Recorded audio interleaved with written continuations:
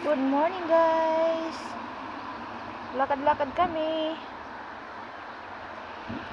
Malamig na hangin pero may ano siya, lumabas yung araw. Dito lang kami sa peaceful na daanan. Walang ibang aso.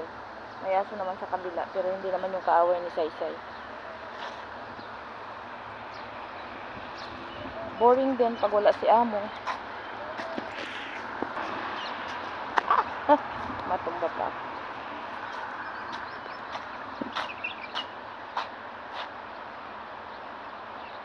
Ang aso talaga, kailangan mo siyang hintayin kasi mag-amoy-amoy pa siya.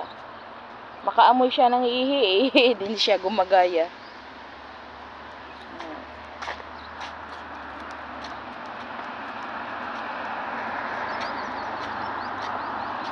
Hindi masyadong busy ang daanan kasi walang pasok. Kaya walang traffic. Pag may pasok, ang daming sasakyan, pati mga bus ang ingay.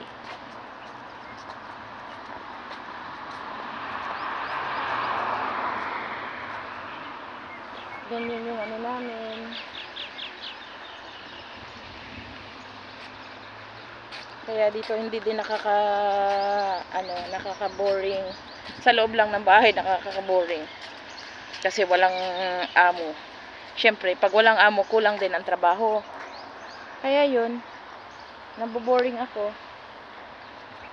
Siyempre, sanay tayo sa trabaho. Tapos, ilang linggo wala ang amo. Aso lang kasama ko, hindi makakausap. Bye guys! Please subscribe my YouTube channel. Bye!